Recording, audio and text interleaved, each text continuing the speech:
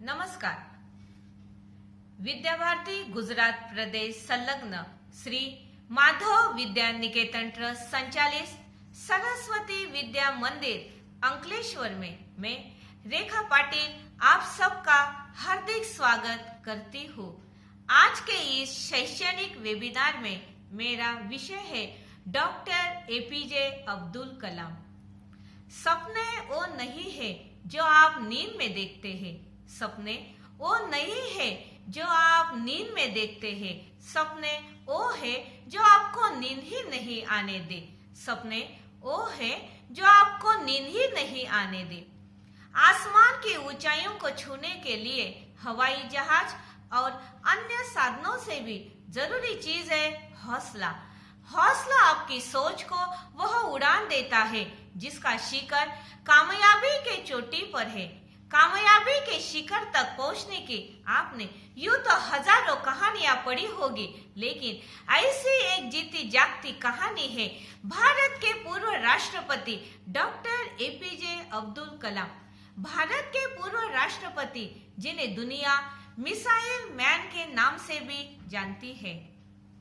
अब्दुल पकीर जैनुल अबिदीन अब्दुल कलाम का जन्म 15 अक्टूबर 1931 को तमिलनाडु के रामेश्वरम में एक मुसलमान परिवार में हुआ. उनके पिता जैनुल अबिदीन एक नाविक थे. उनकी माता अशियाम्मा एक गृहिणी थी. उनके परिवार की आर्थिक स्थिति ठीक नहीं थी, इसलिए बालक कलाम को छोटी उम्र से ही काम करना पड़ा. अपने पिता की आर्थिक मदद के लिए कलाम स्कूल के बाद समाचार पत्र वितरण का कार्य करते थे. स्कूल के दिनों में कलाम पढ़ाई लिखाई में सामान्य थे, पर नई चीज सीखने के लिए हमेशा तैयार रहते थे. उनके अंदर सीखने की भूख थी और वो पढ़ाई पर घंटों ध्यान देते थे. उन्होंने अपनी स्कूल की पढ़ाई रामनाथपुरम में पूरी की. उसके बाद तिरुचिरापल्ली के सेंट जोसेफ कॉलेज में दाखिला लिया, जहां से उन्होंने 1954 में भौतिक विज्ञान में स्नातक किया. वर्ष 1955 में वो मद्रास चले गए, जहां से उन्होंने एरोस्पेस इंजीनियरिंग की शिक्षा ग्रहण की. वर्ष 1960 में कलाम ने मद्रास इंस्टीट्यूट ऑफ टेक्नोलॉजी से इंजीनियरिंग की पढ़ाई पूरी की. 1963 और 64 के दरमियान उन्होंने अमेरिका के अंतरिक्ष संगठन नासा की भी यात्रा की. परमाणु वैज्ञानिक राजा रमन्ना, जिनके देखरेख में भारत ने पहला परमाणु परीक्षण किया. कलाम को वर्ष 1974 में पोखरण में परमाणु परीक्षण देखने के लिए भी बुलाया था. 70 और 80 के दशक में अपने कार्य और सफलताओं से डॉक्टर कलाम भारत में बहुत प्रसिद्ध हो गए और देश के सबसे बड़े वैज्ञानिकों में उनका नाम गिना जाने लगा. उनकी ख्याति इतने बढ़ गई थी कि तत्कालीन प्रधानमंत्री इंदिरा गांधी ने अपने कैबिनेट के मंजूरी के बिना ही उन्हें कुछ गुप्त परियोजनाओं पर कार्य करने की अनुमति दी थी.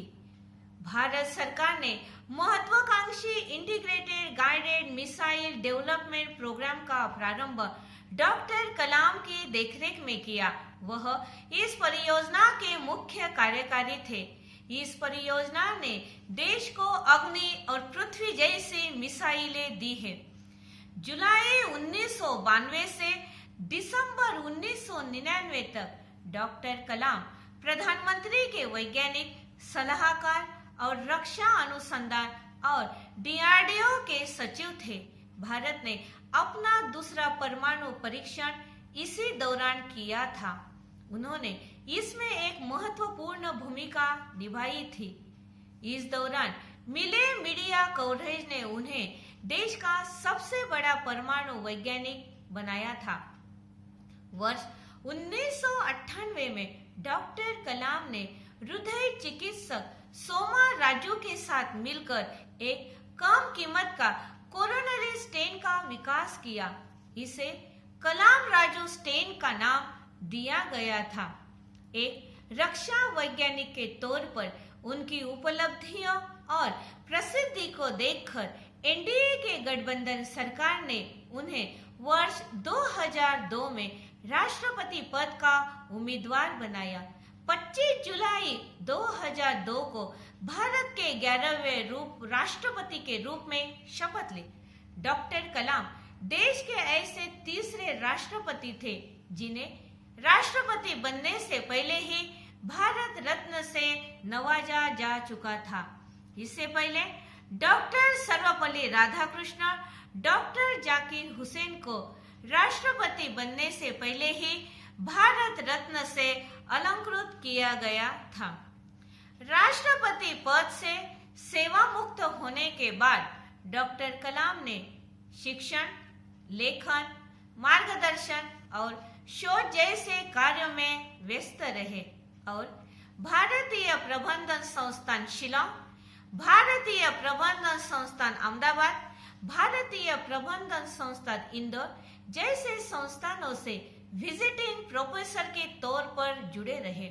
इसके अलावा वह भारतीय विज्ञान संस्थान बेंगलोर के fellow, Indian institute of space science and technology, Anna university Chennai में एरोस्पेस इंजीनियरिंग के प्रोफेसर भी रहे।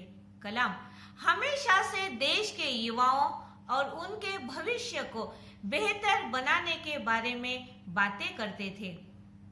इसी संबंध में उन्होंने देश के युवाओं के लिए व्हाट कैन आई गिव पहल की शुरुआत की थी, जिसका उद्देश्य भ्रष्टाचार का सफाया है।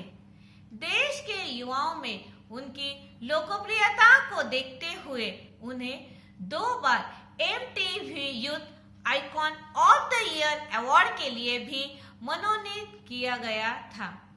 शिक्षण के अलावा डॉक्टर कलाम ने कई पुस्तकें भी लिखी, जिनमें प्रमुख है India 2020, a vision for the new millennium, a wings of fire and autobiography, mission India आदि। देश और समाज के लिए किए गए उनके कार्यों के लिए डॉक्टर कलाम ने अनेक पुरस्कारों से सम्मानित किया गया था। लगभग 40 विश्वविद्यालयों ने उन्हें मानद डॉक्टरेट की उपाधि दी थी और भारत सरकार ने उन्हें पद्म भूषण, पद्म विभूषण और भारत के सबसे बड़े नागरिक सम्मान भारत रत्न से अलंकृत किया था। 27 जुलाई 2015 को भारतीय प्रबंधन संस्थान शिलांग में अध्यापन कार्य के दौरान उन्हें दिल का दौरा पड़ा, जिसके बाद करोड़ों लोगों के प्रिय और चहेते डॉक्टर अब्दुल कलाम परलोक सिधार गए। इसी के साथ मैं आप सबसे विदा लेती हूँ। अस्तु।